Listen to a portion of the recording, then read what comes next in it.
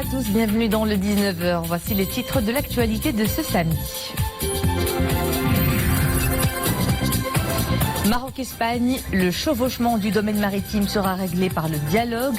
Une position conjointement affirmée hier lors de la visite à Rabat de la ministre espagnole des Affaires étrangères. Dans un instant.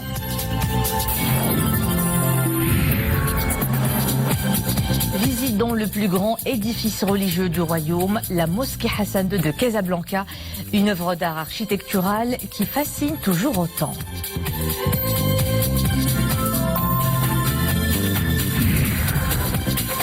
Des vacances sous la neige, un bonheur retrouvé dans les stations hivernales du pays, comme Nischliffen, un coin de paradis pour les amoureux d'une nature tout embellie. Avant le développement de ces titres, Sa Majesté le roi Mohammed VI a adressé un message de félicitations à son Altesse Cheikh Khalifa Ben Zayed Al Nahyan, président de l'État des Émirats Arabes Unis à l'occasion de son anniversaire. Le souverain saisit cette occasion pour réitérer sa fierté des liens de fraternité profonde et d'estime mutuelle unissant les deux familles et les deux peuples. Le Maroc et l'Espagne affirment leur attachement au principe du dialogue pour résoudre tout chevauchement de leur domaine maritime. Des propos tenus lors d'un point de presse conjoint tenu hier à Rabat suite à l'entretien entre le ministre des Affaires étrangères, de la coopération africaine et des Marocains résidant à l'étranger et son homologue espagnol Arantxa González Laya. Les deux responsables ont également souligné l'attachement de leur pays aux droits de la mer et le rejet de toute mesure unilatérale. Les développements avec Nisril Hamdawi. Un contact fructueux en raison de son caractère permanent. Rabat et Madrid multiplient les rencontres pour renforcer davantage la concertation sur des questions d'intérêt commun, à commencer par la coopération sécuritaire au beau fixe. Elle embrasse plusieurs aspects, la lutte antiterroriste, contre la traite des êtres humains et la lutte contre la criminalité transnationale.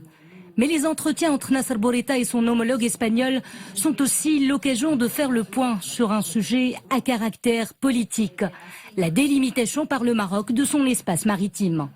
La position du Royaume d'Espagne à ce sujet est sans équivoque. Marruecos a iniciado un proceso legislativo para delimitar sus espacios maritimes. Le Maroc a initié un processus législatif pour délimiter son espace maritime.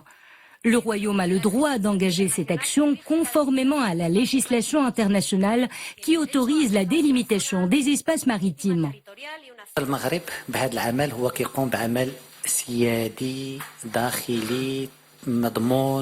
À travers cette action, le Maroc est en train d'engager une action interne de souveraineté garantie par le droit international et par la Convention du droit maritime, comme ce qu'avait fait l'Espagne auparavant. L'Espagne n'avait pas pris de permission pour le faire et elle en a le droit. Et le Maroc a fait de même et son action est légitime. Le dossier de la crise libyenne a pesé de tout son poids dans ses contacts entre Rabat et Madrid. Là encore, l'Espagne n'est pas allée par quatre chemins. Madrid déplore l'absence d'acteurs essentiels pour la coalition internationale pour la Libye. C'est que j'ai indiqué lors du Conseil européen, c'est qu'il faut que la coalition concernant la Libye soit le plus ample possible, la plus représentative possible, que la représentativité nécessite des acteurs comme le Maroc autour de la table, surtout parce que le Maroc a beaucoup de choses à dire. Il s'agit de la première visite de travail à l'étranger de la ministre Arantxa González Laya après sa récente nomination comme chef de la diplomatie de son pays. La question du Sahara marocain a été également évoquée lors de ce point de presse. Sur ce sujet, la ministre espagnole des Affaires étrangères, de l'UE et de la coopération, Arantxa González Laya, a réitéré la position claire, précise et ferme de son pays, soulignant que Madrid défend la centralité des Nations Unies dans la recherche d'une solution à ce différend. Écoutez cette déclaration de la chef de la diplomatie espagnole. L'Espagne défend la centralité des Nations Unies. L'Espagne soutient les efforts du secrétaire général des Nations Unies, M. Guterres, qui, on sait, prête une attention particulière à cette question. l'Espagne soutient les efforts de l'envoyé spécial du secrétaire général pour aboutir à une solution politique dans le cadre des résolutions pertinentes du Conseil de sécurité. Donc c'est ça la position d'État, position que je voulais réitérer de manière à ce que ça soit clair, transparente et nette. À présent, ces chiffres sur les performances du secteur des exportations des produits agroalimentaires ont moins de 10 ans et en termes de volume, les exportations des produits agroalimentaires sont passées du simple au double et mais plus. Résultat, pour la première fois, la barre des 3 millions de tonnes a été largement dépassée l'année dernière. Plus 9% sur une année et un cumul de 57% sur 10 ans. En langage des chiffres, toujours, ces exportations ont enregistré une croissance de 97% avec une part d'environ 21% par rapport aux exportations totales du Maroc, passant de près de 30 milliards de dirhams en 2010 à 57,7 milliards de dirhams en 2018. Cap maintenant sur El Jadida qui abrite l'une des plus importantes zones industrielles du royaume. Elle est essentiellement dédiée aux activités industrielles et de l'agroalimentaire, du transport et de la logistique. Pour être plus compétitive, la zone s'est offert un coup de lifting qui a coûté la bagatelle de 13 millions de dirhams. Sarah Katir. La zone industrielle d'El Jadida fait peau neuve. Chaussée, éclairage public, eau potable et assainissement liquide, poteaux d'incendie, ceinture verte, tout a été repensé et refait. Une réhabilitation qui a nécessité une enveloppe budgétaire de plus de 13 millions de dirhams. Nous avons un espace qui a bénéficié bien sûr de plusieurs budgets, principalement le budget qui a été donné pour la réhabilitation de la zone industrielle en collaboration avec la Chambre de commerce et de l'industrie et en collaboration avec le ministère du commerce et de l'industrie qui est de l'ordre de 5 millions de dirhams. Pour la signalisation, pour l'implantation des poteaux d'incendie, pour les risques d'incendie. D'une superficie de 117 hectares, cette zone abrite 172 unités industrielles, tous secteurs confondus, et crée 11 000 emplois directs. La zone d'El Jadida en ce moment elle est toujours en amélioration et en développement. Toujours, il y a des systèmes de qualité, il y a des systèmes de KSE pour les sociétés pour bien améliorer. Et il y a des sociétés multinationales à la zone industrielle. Donc c'est une zone, très grande zone. On est presque la deuxième catégorie au niveau par rapport à Casablanca. El Jadida, il a évolué. Donc il y a beaucoup d'industries, surtout l'industrie de l'OCP, de phosphate, qui a remis en premier rang l'industrie par rapport à la région. La zone industrielle d'El Jadida, désormais aux standards internationaux, devra drainer davantage d'investissements à même d'accompagner le développement socio-économique de la ville d'El Jadida et de la région. Aucun cas confirmé ni même suspecté du coronavirus n'a été enregistré au Maroc. Le ministère de la Santé rassure, mais reste vigilant compte tenu des derniers développements de la situation épidémiologique mondiale. Dans un communiqué, le département explique que le Royaume a instauré le contrôle sanitaire aux ports et aéroports internationaux pour détecter précocement tout éventuel cas importé. Vigilance aussi du côté des services de l'ambassade du Maroc à Pékin qui viennent de mettre en place une cellule de crise au profit des membres de la communauté marocaine établie en Chine pour suivre leur situation à la suite de l'apparition du nouveau coronavirus et sa propagation dans les principales grandes villes chinoises. Cellule joignable au numéro qui s'affiche à l'écran. Et puis une cellule de crise a également été mise en place par le ministère des Affaires étrangères, de la coopération africaine et des Marocains résidant à l'étranger, également joignable au numéro de téléphone suivant. De son côté, la France s'inquiète quant à une possible propagation de l'infection au coronavirus après l'identification de 3 cas sur des voyageurs récemment rentrés de Chine. Ce sont les premiers cas européens. Les 3 patients ont été hospitalisés en isolement. Tous avaient séjourné à Wuhan, la grande ville où cette nouvelle infection est apparue en décembre. Et en Chine, épicentre de l'épidémie, on déploie les gros moyens pour lutter contre le coronavirus. 450 médecins et autres personnels médicaux de l'armée populaire de libération sont appelés à la rescousse. Sur place, les militaires qui appartiennent aux armées de terre, de l'air et à la marine s'activent à Wuhan, mis en quarantaine depuis quelques jours.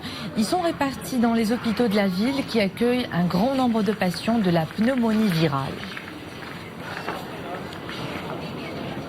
Dans le reste de l'actualité, le bilan du puissant séisme qui a touché hier soir l'est de la Turquie s'alourdit. Au moins 21 personnes ont été tuées et plus d'1 millier de blessés, majoritairement dans la ville d'Elazig. Plusieurs équipes de sauvetage ont été envoyées dans les zones touchées pour éviter que la situation ne s'aggrave après ce tremblement de terre d'une magnitude de 6,8. À Mosport, le Wydad de Casablanca décroche son ticket pour les quarts de finale de la Ligue des champions de la CAF grâce à sa large victoire face à l'Union sportive de la Médina d'Alger sur un score de 3-1. Le match a été disputé hier sur la pelouse du complexe sportif Mohamed V à Casablanca. Les Wydadis ont surpris leurs adversaires en inscrivant dès la 7e minute du jeu la première réalisation de la rencontre. Très bien servi par Gazadi et Gazengou, Walid Karti a compté le rôle de renard de surface pour loger le cuir au fond du filet. Prenant de la confiance à mesure que le match avançait, les hommes du nouvel entraîneur Sébastien Desabre ont doublé la mise grâce à un but de l'attaquant Badir Houk. À 1 minute de la pause, les rouges et blancs qui ont livré un véritable récital lors de la première période ont aggravé le score par le biais de la nouvelle coqueluche du club casablancais Kazengou. Grâce aux 3 points décrochés, le WAC conserve la 2e place du groupe avec 9 points. À la 6e journée qui se disputera le 31 de ce mois, le Wydad sera en déplacement en Afrique du Sud pour croiser le fer avec Mamelodi Sundowns. Nous prenons le large maintenant et direction Malaga au sud de l'Espagne. Malaga qui abrite le Salon international des voitures vintage. La Fédération royale marocaine de voitures classiques y participe avec une délégation de clubs et d'associations qui ont en partage la passion des voitures d'époque. Leur portage à Malaga est signé Amin Hennaoui, Ahmad Nasseri sur un commentaire de Mounia Marouche. Quand elles passent, elles dégagent un certain charme et se font admirer. Ces voitures d'une autre époque ont quitté leur garage et là, elles sillonnent les artères de la ville de Détroit pour rejoindre la péninsule ibérique. Direction Malaga, où se tient la grand-messe de l'automobile rétro. Un salon qui fait rêver les passionnés de bolides venus du monde entier pour plonger dans l'histoire et la grande aventure des 4 roues. Cette année, 37 fédérations prennent part à la manifestation alors que l'année dernière, elles étaient uniquement 30. De nombreux passionnés et professionnels du secteur y sont présents. Nous représentons la ville de Nador, notamment Drewish, et là nous sommes en train de faire la connaissance d'autres clubs internationaux de voitures anciennes, l'occasion d'échanger autour de notre passion. Une dizaine d'associations et de clubs marocains discutent autour des moyens à même d'entretenir et de préserver leurs voitures de collection. C'est la 2e année consécutive que la Fédération marocaine des véhicules d'époque participe à cette manifestation qui joue un rôle important dans la promotion du patrimoine automobile marocain. Élégantes ou insolites, des voitures populaires ou rarissimes, pour les férus de la belle mécanique, ils n'ont que l'embarras du choix. La mosquée Hassan II, un monument religieux et un site touristique au bord de la mer. Depuis sa construction en 1993, ce joyau architectural impressionne tous ses visiteurs. La mosquée est la plus grande du Maroc et la 2e du continent. Sarah Katir. Complexe religieux et culturel, la mosquée Hassan II est aussi classée parmi les sites touristiques les plus visités de la métropole. Surplombant le rivage de Casablanca, sur un vaste territoire de 9 hectares, la mosquée est la plus grande du Maroc et la 2e mosquée d'Afrique. Et j'avais encore jamais visité la grande mosquée. C'était l'occasion cette fois-ci de la visiter et je pense qu'on pouvait pas passer à côté. On a vu des dimensions qui sortent des dimensions standards qu'on peut voir des autres bâtiments. Et puis surtout tout l'artisanat, qui a été mis en œuvre pour réaliser ce chef-d'œuvre. L'architecture de la mosquée Hassan II est inspirée du style arabo-islamique et andalou. Elle séduit les touristes. La mosquée comprend en plus des salles de prière, une bibliothèque, une école coranique et un musée. À côté du côté, j'allais dire, religieux, il y a aussi un côté culturel. On peut aussi visiter la médiathèque, on peut faire de la lecture, on peut découvrir beaucoup d'ouvrages et donc aussi d'expositions culturelles et scientifiques. À côté de ça aussi, il y a l'Académie des arts traditionnels qui forme des cadres dans le domaine de l'art traditionnel. Prouesse architecturale et technique, la mosquée Hassan II surprend les touristes par ses dimensions gigantesques, ce qui fait d'elle un haut lieu touristique, religieux mais aussi culturel du Maroc. La dernière chute de neige continue à faire le bonheur des nombreux vacanciers qui mettent le cap sur la province d'Ifrane et sa station hivernale Michlifen qui connaît une forte affluence. Un afflux touristique qui profite largement aux professionnels du tourisme et aux petits commerces saisonniers. Ahmad Al-Fadeli, Emrem Missi. Réputé pour ses domaines skiables à haute altitude, Michlifen est l'écrin d'hiver idéal. En cette période de vacances, ces étendues blanches se transforment en un véritable terrain de jeu.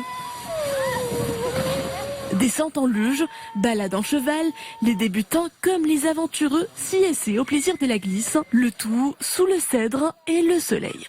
Je suis venue de Casablanca en compagnie de ma famille. Nous avons pris énormément de plaisir à découvrir la région. Les paysages enneigés sont prenants. C'est tellement beau par ici. Nous quitterons cet endroit avec un pincement au cœur. Tout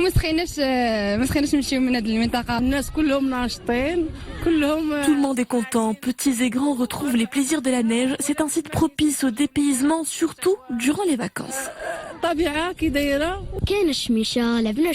Il a neigé, mais le temps est ensoleillé. L'ambiance est paisible, on a bien joué. Je voudrais bien revenir un de ces jours. Arrivé au pied de la station, après une longue itinérance, impossible de ne pas les percevoir, les petits commerçants étalent soigneusement leurs produits et matériel pour sport de glisse. Destinés à la vente ou à la location, il y en a pour tous les goûts. C'est une période de l'année particulièrement attendue. Nous recevons un grand nombre de visiteurs provenant spécialement de Rabat et Casablanca. C'est une saison très rentable qui constitue notre principal gagne-pain de l'année. On profite de nos vacances à la montagne, mais on ne manque jamais de ramener avec nous des objets souvenirs typiques de la région. Principale station du ski du Moyen Atlas, Michlifen accueille de janvier à mars les amateurs de sport de montagne, un attrait qu'elle partage avec l'autre station du Haut Atlas, la plus haute d'Afrique, l'Okaïmden. Et sur cet appel de la nature, on se quitte. Merci de nous être fidèles. Demain, c'est Boker Novris que vous retrouvez à 19h. Passez un agréable week-end.